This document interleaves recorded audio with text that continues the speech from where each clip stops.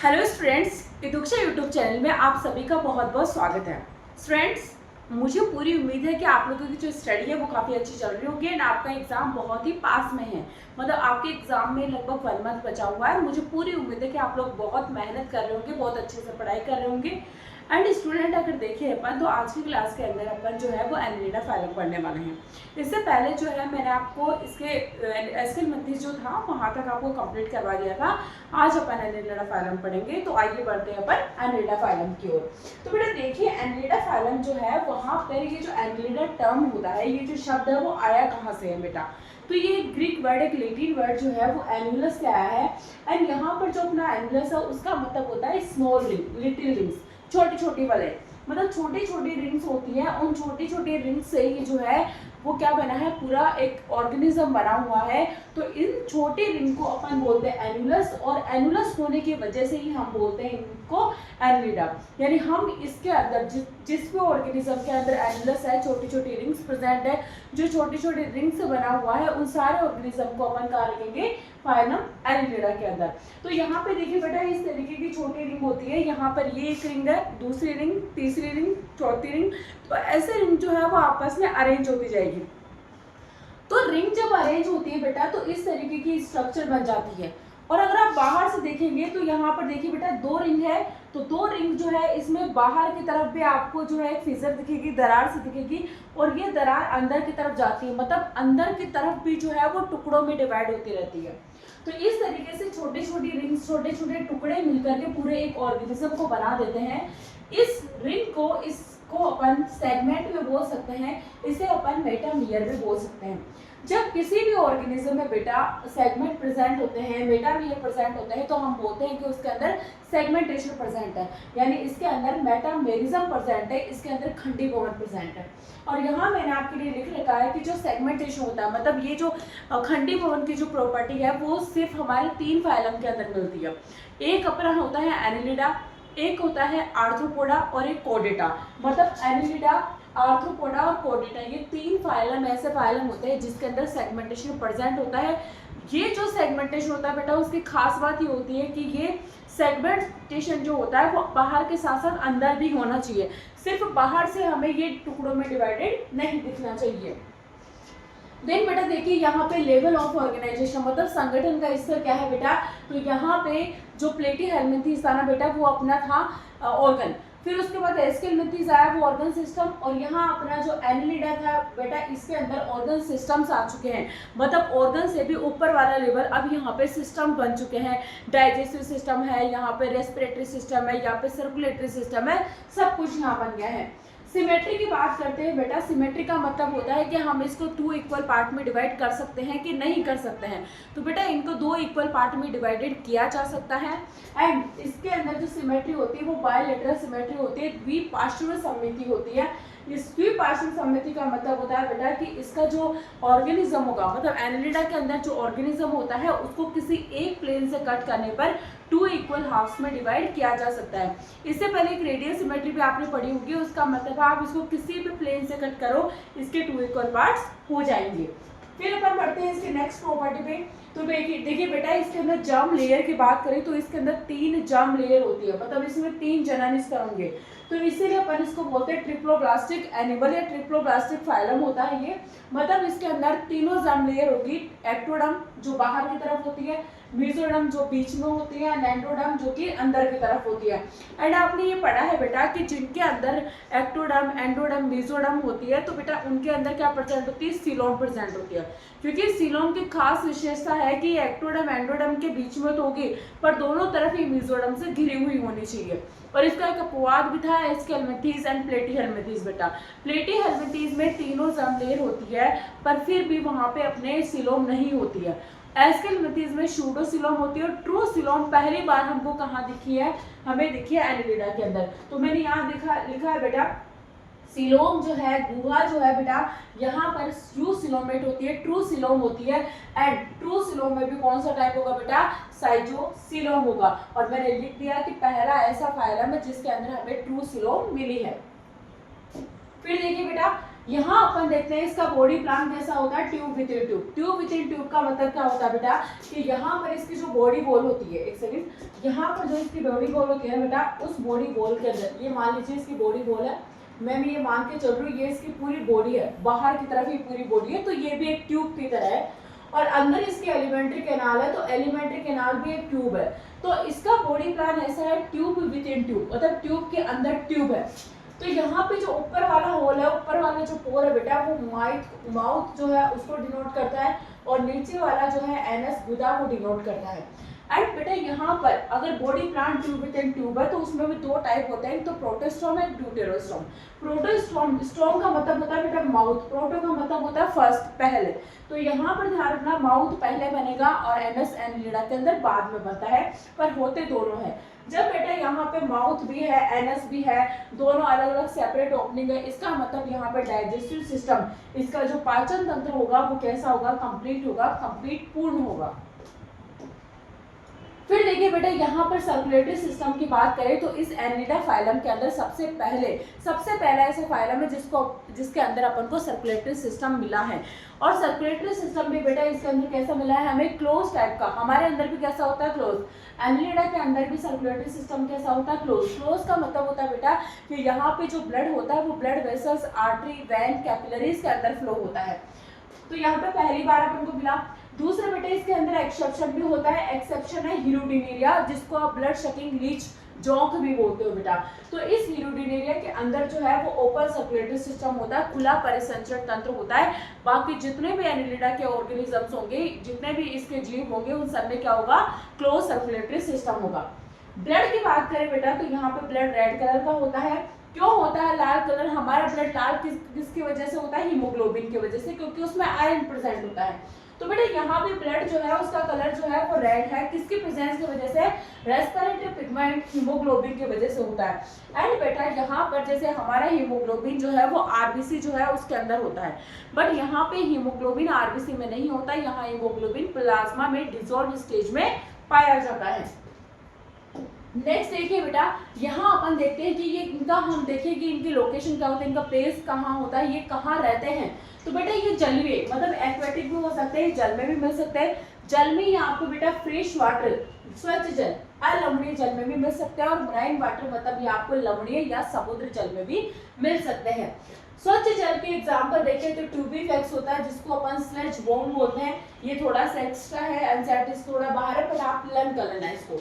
लेकिन हम बात करें मराइन वाटर की, मतलब ऐसा कौन सा एनिलिडा है जो मराइन वाटर में रहता है, लवणीय जल में रहता है, वो होता है नेरिस।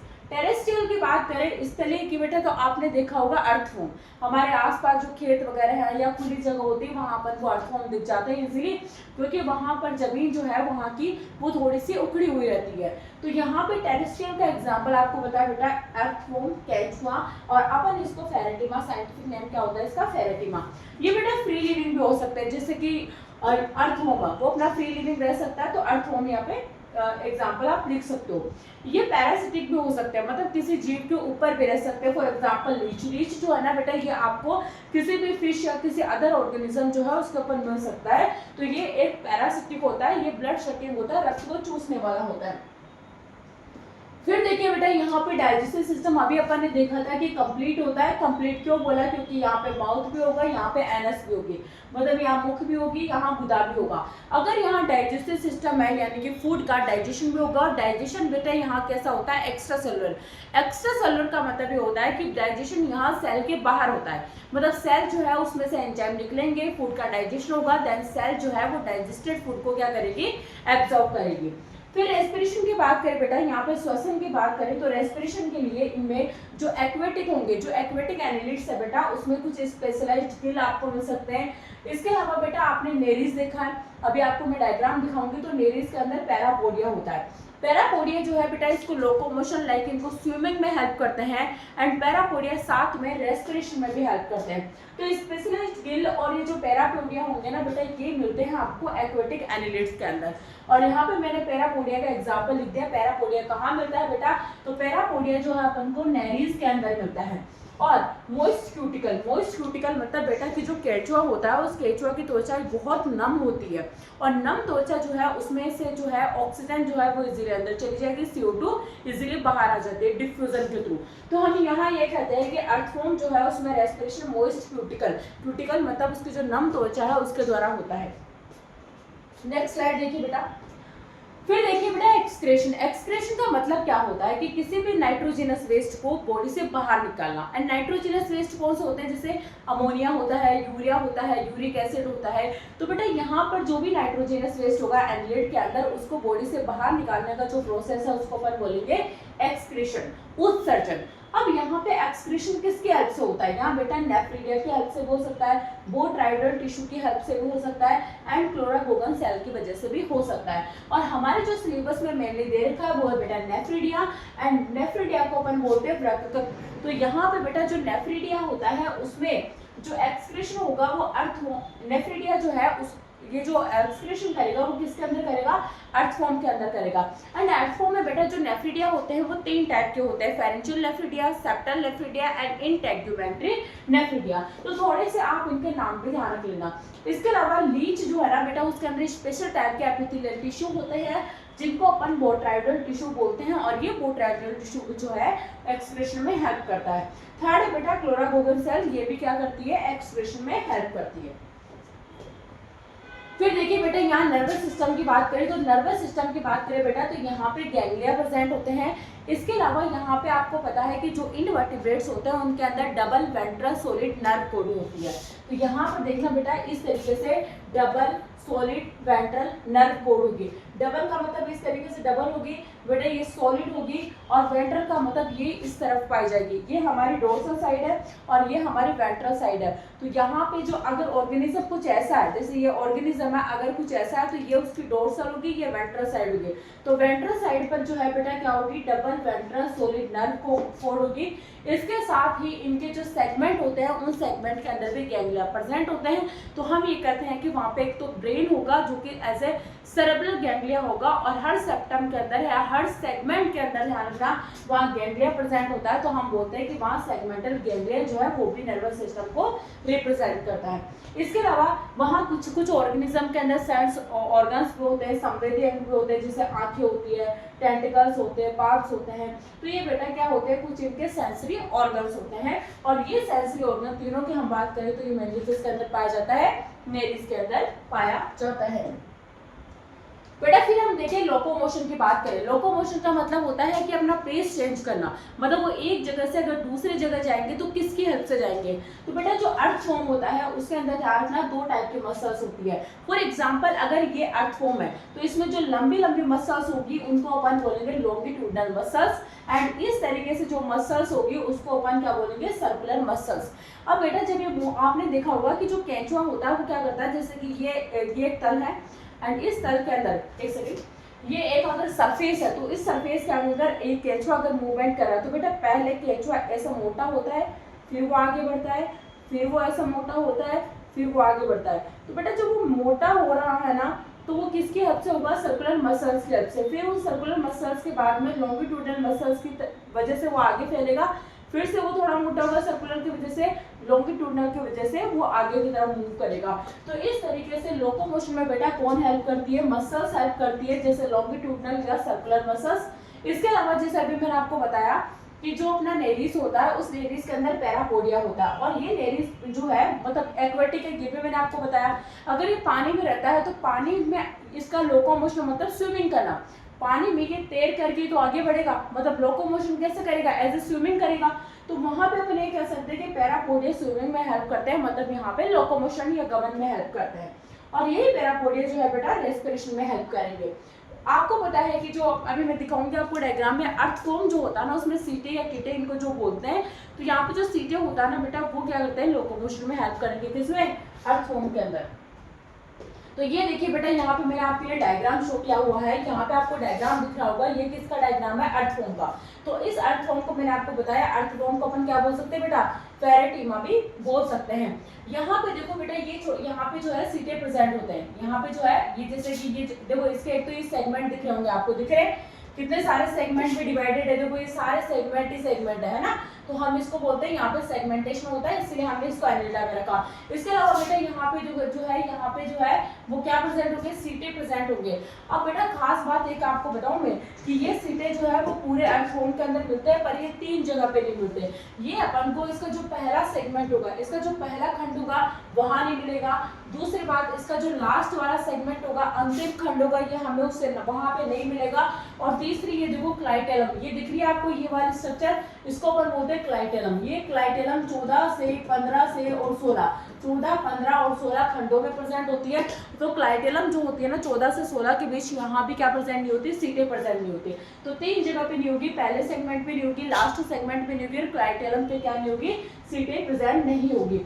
अर्थवॉर्म की बात करें बेटा तो अर्थवॉर्म बाइसेक्सुअल होता है। बाइसेक्सुअल को अपन मोनोशियस भी बोल सकते हैं और अपन हर्माफ्रोडाइट भी बोल सकते हैं। तो अर्थवॉर्म जो है उसके अंदर बेटा ये अगर एक ऑर्गेनिज्म है तो यहीं पे मेल सेक्स हार्मोन होंगे और यहाँ पे फीमेल सेक्स हार्मोन, दोनों एक ही ऑर्गेनिज्म के अंदर मिलते हैं। तो यहाँ पे बेटा उसको अपन बोलते हैं बाइसेक्सुअल या मोनोशियस। इसके अलावा बेटा यहाँ पे आपने कोकून के बारे में सुना होगा, तो यहाँ पे जो अर्थवॉर्म होता है ये पहले हमारे सिलेबस में डिटेल में था, इसीलिए आपको जगह जगह रेस्पिरेशन में भी अर्थवॉर्म देखने को मिलेगा। आपको यहाँ पे एक्सक्रीटरी सिस्टम आप जब आप पढ़ोगे वहाँ पे आपको अर्थवॉर्म देखने को मिलेगा। ये जो अपना एनिमल किंगडम है वहाँ भी अर्थवॉर्म के बारे में देखने को मिलेगा, क्योंकि बेटा पहले जो अपने सिलेबस के अंदर था वो अर्थवॉर्म था, अब अपने सिलेबस में अर्थवॉर्म नहीं है, तो आपको जगह जगह ये अर्थवॉर्म देखने को मिलेगा। फिलहाल के लिए आपको इतनी बातें ध्यान रखनी है कि अर्थवॉर्म बाइसेक्सुअल होता है, मोनोशियस होता है। इसके अलावा अर्थवॉर्म के अंदर जो फर्टिलाइजेशन होगा, निषेचन होगा, male and gamete female gamete का जो फ्यूजन होगा ना बेटा वो कहाँ पर होगा, वो बॉडी के बाहर होगा, मतलब एक्सटर्नल फर्टिलाइजेशन होगा। डेवलपमेंट की बात करें बेटा यहाँ पे डायरेक्ट डेवलपमेंट होता है। डायरेक्ट डेवलपमेंट का मतलब अगर एग है तो वहाँ पे उसके फर्टिलाइजेशन के बाद में लार्वा नहीं बनता है, डायरेक्ट क्या बन जाता है, एडल्ट बन जाता है। तो यहाँ पे डायरेक्ट डेवलपमेंट है, मतलब यहाँ पे बीच में लार्वा नहीं बनेगा, डायरेक्ट क्या बन जाएगा, एडल्ट बन जाएगा। तो ये कुछ बातें आपको अर्थवॉर्म की याद रखनी है। लास्ट के अंदर देखिए बेटा यहाँ पे अपन को दे रखा है क्या, यहाँ पे अपन को दो चीजें दे रखी है। एक सेकंड में थोड़ा ऊपर बनूं,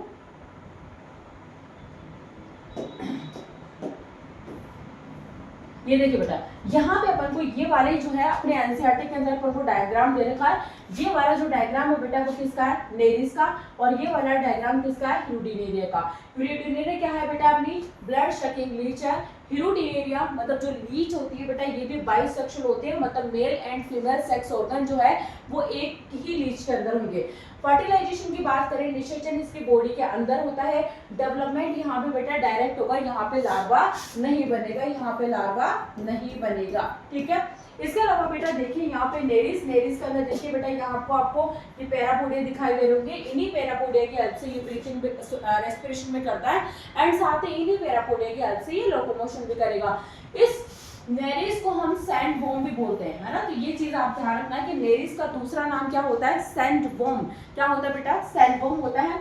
ये जो बेटा नेरिस होता है ये यूनिसेक्सुअल होता है, अर्थवॉर्म बाइसेक्सुअल होता है, लीच बाइसेक्सुअल होता है, पर नेरिस यूनिसेक्सुअल होता है। यूनिसेक्सुअल को आप डाइशियस भी बोल सकते हैं एंड एक लिंगी भी बोल सकते हैं। तो यूनिसेक्सुअल जो है उसको डाइशियस भी बोल सकते हैं, एक लिंगी भी बोल सकते हैं, मतलब यहाँ पे मेल अलग होगी और फीमेल अलग होगा, डिफरेंट बॉडी होगी।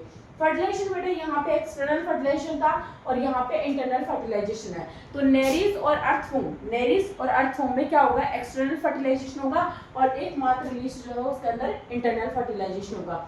इसके अलावा मैंने भी क्या बताया, अर्थवॉर्म में डायरेक्ट डेवलपमेंट होता है, लीच के अंदर डायरेक्ट डेवलपमेंट होता है, लेकिन नेरिस जो है उसके अंदर क्या होगा, इनडायरेक्ट डेवलपमेंट होगा। इनडायरेक्ट डेवलपमेंट का मतलब बेटा यहाँ पे लार्वा बनेगा, और प्लीज बेटा यहाँ पे लार्वा जो है उसका नाम ध्यान रख लेना, ट्रोकोफोर लार्वा। क्या ध्यान रखोगे, ट्रोकोफोर लार्वा। तो यहाँ पे देखिए बेटा इस कुछ मिनट की वीडियो के अंदर ही मैंने आपको पूरा एनालिडा जो है वो कंप्लीट करा दिया है। यहाँ पे अपने एग्जाम में इससे बाहर नहीं आएगा बेटा, ध्यान रखना। जितना भी एनसीईआरटी में था, एनसीईआरटी से थोड़ा बाहर था, वो सब मैंने आपको करवा दिया है। तो ये वीडियो आपको कैसी लगी बेटा मुझे कमेंट करके जरूर बताना। आगे हमें और कौन सी वीडियो लेके आनी चाहिए, क्या क्या हमें करना चाहिए, वो भी सजेशन मुझे जरूर देना। एंड बने रहो मेरे साथ। Thank you so much, bye bye.